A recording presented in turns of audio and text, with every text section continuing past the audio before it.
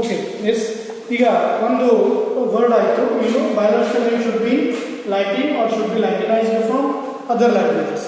ಇದಕ್ಕೆ ಎರಡು ರೀಸನ್ ಇದೆ. ಒಂದು ರೀಸನ್ ಏನಪ್ಪ ಅಂತಂದರೆ, ಲ್ಯಾಟಿನ್ ಹಿಂದೆ ಏನು ಈ ಅರಿಸ್ಟಾಟಲ್ ಮತ್ತು ಥಿಯೋಫಾಸ್ಟಸ್, ಓಕೆ, ಭಾಳಷ್ಟು ಏನು ಸೈಂಟಿಸ್ಟ್ ಈ ಕ್ಲಾಸಿಫಿಕೇಷನ್ನ ಸ್ಟಾರ್ಟ್ ಮಾಡಿದರು. ಅವರೆಲ್ಲ ಏನಪ್ಪ ಅಂದರೆ ಗ್ರೀಕ್ ಕಂಟ್ರಿ ದೇಶದವರಿದ್ದರು. ಅವರೆಲ್ಲ ಲ್ಯಾಟಿನ್ನೇ ಬಳಸಿದ್ರು. ಹೀಗಾಗಿ ಅದೇ ಭಾಷೆ ಯೂಸ್ ಮಾಡ್ತಾರೆ. ಬಟ್ ಇವತ್ತು ಅದನ್ನೇ ಯಾಕೆ ಬಳಸ್ತಿದ್ದೀವಿ ಅಂತಂದರೆ, that is the one dead language. Dead language ಇರೋದಕ್ಕೆ ಅದರಲ್ಲಿ ಏನು ಚೇಂಜಸ್ ಆಗೋ ಚಾನ್ಸಸ್ ಇಲ್ಲ. ಓಕೆ, ಈಗ ವರ್ಡ್ ಯೂಸ್ ಮಾಡ್ತಿದ್ರೆ ಏನು ಚೇಂಜಸ್ ಇದೆ ನಿಮಗೆ ಗೊತ್ತಿದೆ. ಲಾಸ್ಟ್ ಇಯರು ನಾವು ಈ ಗುಲ್ಬರ್ಗಾನ ಕಲಬುರ್ಗಿ ಮಾಡಿದ್ವಿ.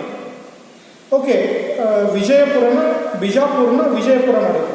ಯಾಕೆ ಹಂಗೆ ಮಾಡಿದ್ವಿ? ಆ ವರ್ಡ್ಸು ಆ್ಯಕ್ಚುಲ್ ಒರಿಜಿನಲ್ ನೇಮ್ ಕಲಬುರ್ಗಿನೇ ಇತ್ತು.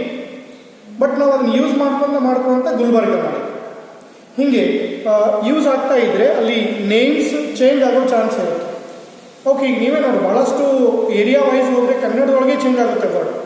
ಅದೇ ಕಾರಣಕ್ಕೆ ನಾವು ಏನು ಮಾಡ್ತಾ ಇದ್ದೀವಿ, ಅಲ್ಲಿ ಲ್ಯಾಟಿನ್ ಯೂಸ್ ಮಾಡ್ತೀವಿ. Okay, yes. Next second point ಏನಪ್ಪ ಅಂದರೆ, biological names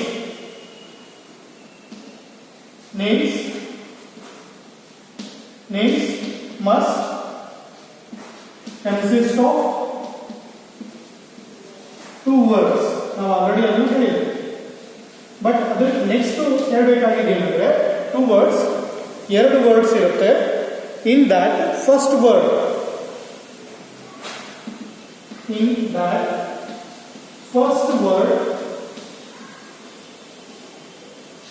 represent, okay, first word represent genus name and second word species.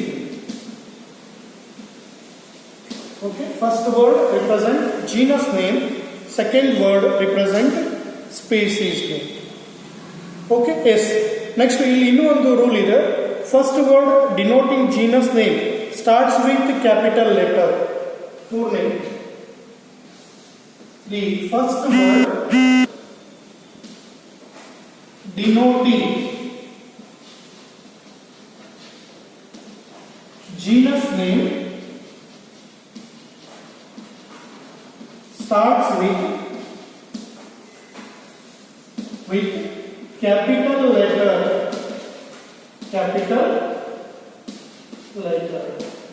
Genus ನೇಮನ್ನು ನಾವು ಯಾವಾಗಲೂ ಸ್ಟಾರ್ಟ್ ಮಾಡ್ತೀವಿ, ಅದು ಏನು ಸ್ಟಾರ್ಟ್ ಮಾಡಬೇಕಲ್ಲಿ ಕ್ಯಾಪಿಟಲ್ ಲೆಟರ್ ಇಂದಲೇ ಸ್ಟಾರ್ಟ್ ಮಾಡಬೇಕು.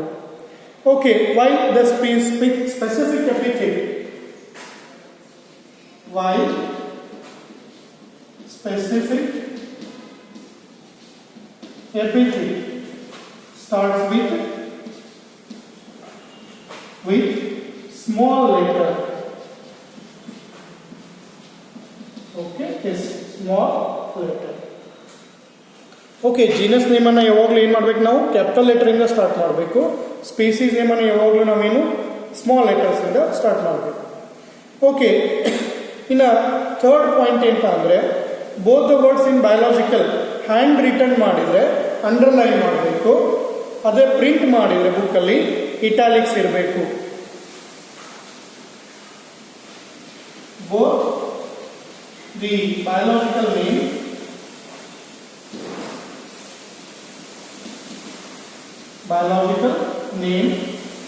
ಎರಡು ವರ್ಡ್ಸ್ ನಾವು ಕೈಲೇ ಬರೀತೀವಿ. ಅದಕ್ಕೆ ಆಗಲೇ ಹೇಳಿದ್ರೆ ಹೋಮೋಸೆಪಿಯನ್ಸ್ ಎರಡನ್ನೂ ಸಪ್ರೇಟಾಗಿ ಅಂಡರ್ಲೈನ್ ಮಾಡಬೇಕು.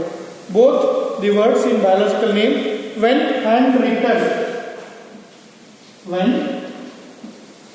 handwritten, okay, is ಕೈಲೇ ಬರೆದ್ರೆ when handwritten or underlined separately,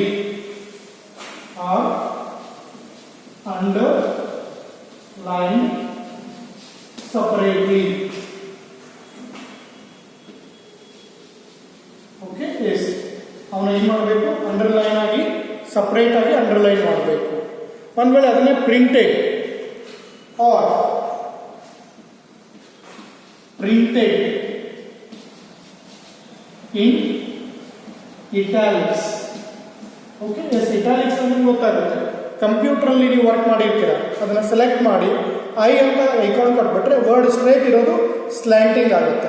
ಅದನ್ನೇ ನಾವೇನಂತ ಹೇಳ್ತೀವಿ, ಇಟಾಲಿಕ್ಸ್ ಅಂತ ಹೇಳ್ತೀವಿ.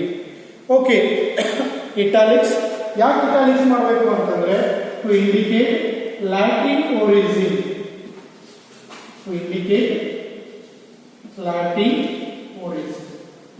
ಓಕೆ, ಇವು 4 ಕರೆಕ್ಟಾಗಿ ನೆನಪಿಟ್ಕೊಂಡ್ರಿ. ಎಕ್ಸಾಮಲ್ಲಿ ಬಹಳ ಸಲ ಕೇಳಿದ್ದಾರೆ 2 ಮಾರ್ಕ್ಸ್ ಮತ್ತೆ 3 ಮಾರ್ಕ್ಸ್.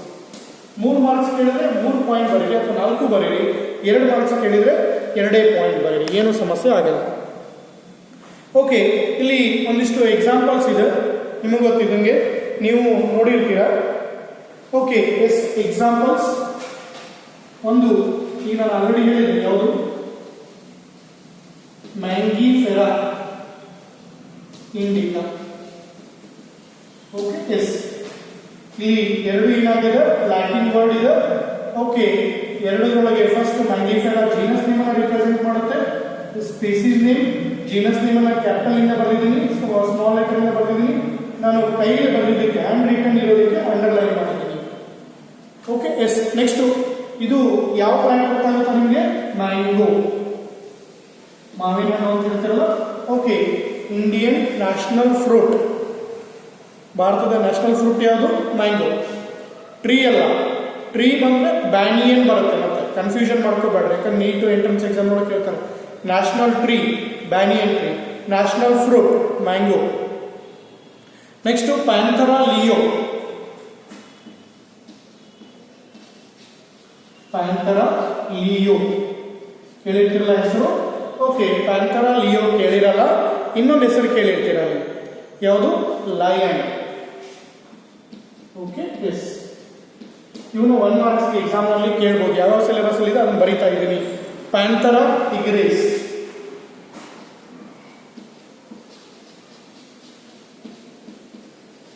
Okay, Panthera tigris. ಈಗ ನೀವು ಗೆಸ್ ಮಾಡ್ಬೋದು ಅದು ಯಾವುದು ಅಂತ, ಟೈಗರ್. ಓಕೆ, ಎಸ್ ರೂಲ್ ಅನ್ನು ಕರೆಕ್ಟ್ ಆಗಿ ನಾವು ಫಾಲೋ ಮಾಡ್ಕೋಬೇಕು. Genus name capital, species name small letter, next ಕೈಗೆ ಬರೆದಿದ್ದಕ್ಕೆ underline. Next Panthera paradise, Panthera paradise. Okay, yes ಯಾವುದಿದು, ಚೀತಾ. ಓಕೆ, ಇಲ್ಲಿ ನಿಮಗೆ ಪ್ಯಾಂಥರಾ ಪ್ಯಾಂಥರಾ ಪ್ಯಾಂಥರಾ ಅವಾಗ ನಿಮಗೆ ಗೊತ್ತಾಗುತ್ತೆ 3 ಏನಪ್ಪ ಅಂದರೆ ಜೀನಸ್ ಒಂದೇ. Okay, cheetah age. Okay, fine. ಇನ್ನು ನೆಕ್ಸ್ಟ್ ಇಕ್ವಸ್ ಕೆಬಲಸ್. ಈ ಹೆಸರನ್ನು ನೀವು ಕೇಳಿರಲ್ಲ, ಯಾಕೆಂದ್ರೆ ಇವು ಸೈಂಟಿಫಿಕ್ ನೇಮ್, ಲ್ಯಾಟಿನ್ ಒರಿಜಿನ್ ಇರೋದಕ್ಕೆ ನಮಗೆ ಬರಲ್ಲ. ಇಕ್ವಸ್ ಕೆಬಲಸ್. ಓಕೆ, ಎಸ್ ಇದು ಯಾವುದು, ಇದು Equus caballus horse, horse. Okay, yes Equus ಎಸಿನಸ್.